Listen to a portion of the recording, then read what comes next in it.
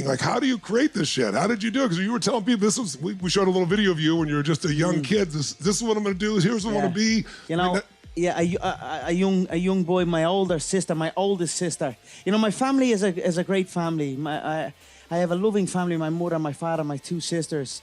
But my lineage, the McGregor lineage, we are bled on the battlefield. You can trace my lineage back to the Highlands where we fought invaders off of our land with our family sword, the Claymore. I saw the sword in your office just earlier, and I was wondering where that sword was from. Yes. I have my family sword. It's a Claymore. It's wrapped in sheepskin, and I have it hanging on the banisters of my stairs just to remind me of where I come from and who I am. We are warriors. We are fighters.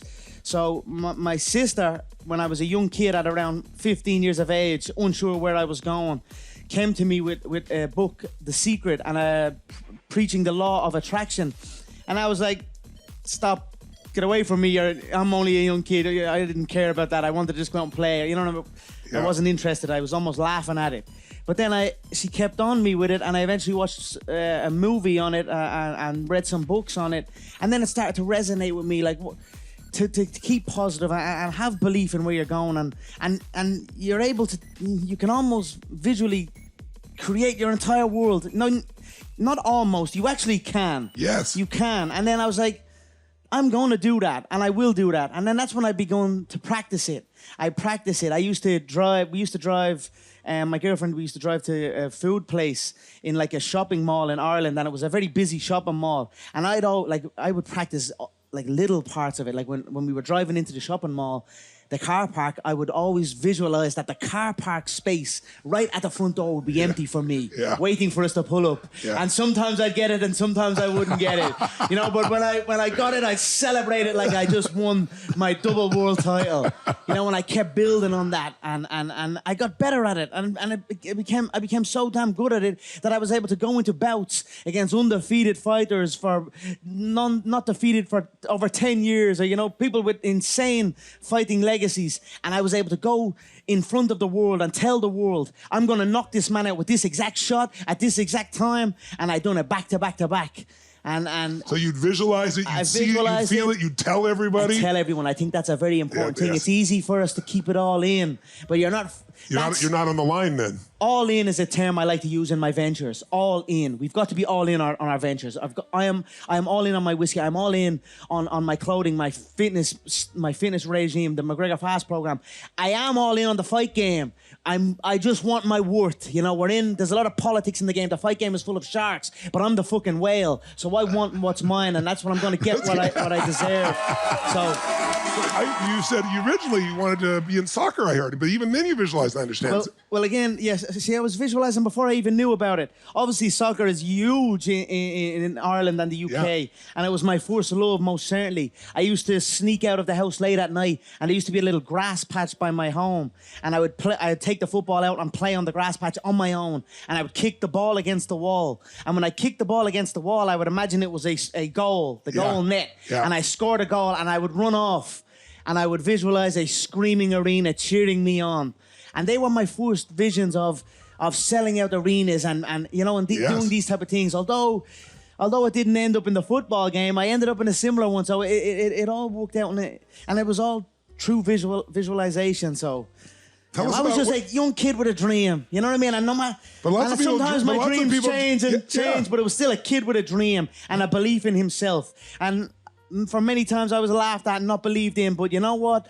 Nothing external can defeat the internal. The only thing that can take someone down or break you down is internal. Nothing external is strong enough. It's just about making sure your internal dialogue and your internal belief in yourself is strong enough that it can withstand the external. The external is there. You've got to accept it. You've got to embrace it. You've got to understand it and be aware of it. But don't let it seep into your internal dialogue. And I am, as a 30-year-old man, I don't know it all. I'm up and down and growing with this. I'm trying to continue to learn. It's a daily occurrence.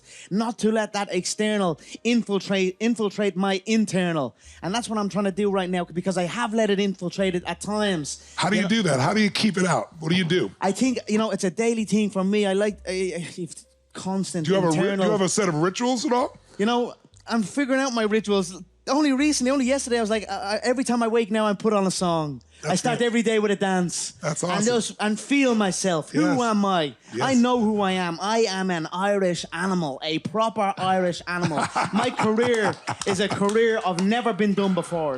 No Irish man has done what I have done. I opened up pathways for my people. We came steaming through the door thanks to my belief and my hard work. So that's... Yeah, people said you couldn't master the game with your own people in Ireland. You had to come to America, but you took your own team and you've been loyal to your team. You know what I done? Lots of guys changed. I brought the game to Ireland. I said I would drag the promotion back. I put my people on. I put my nation on the map. Although we are known as the Fighting Irish, in boxing terms, we have a rich history in boxing, but not in mixed martial arts. True fighting, a full fight. We had zero history, zero impact. We were almost looked down upon. The UK scene had risen up. There was many stars. Of course, the Brazilians, they invented the sport, Vale Tudo, no holds barred fighting. Then the Americans took it, franchised it into the UFC, and built it up to what it was. Yeah. So the Americans and the Brazilians dominated the sport, and then the UK was rising up, and the Irish were just the Irish. Yes. But I knew more. different. No more. Exactly. Give exactly. it up for him. That's awesome, man. Now my nation's flag is on the UFC belt. They released a new belt because what they do is they're a crafty bunch, the UFC, and I have so much respect for the. I love the company.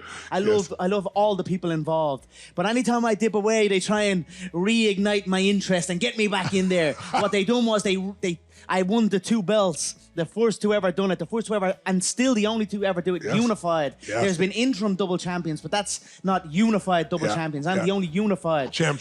The champ, exactly, exactly, the OG champ. But what they done was they got rid of those old belts and they created this new belt and they put my flag on the new belt.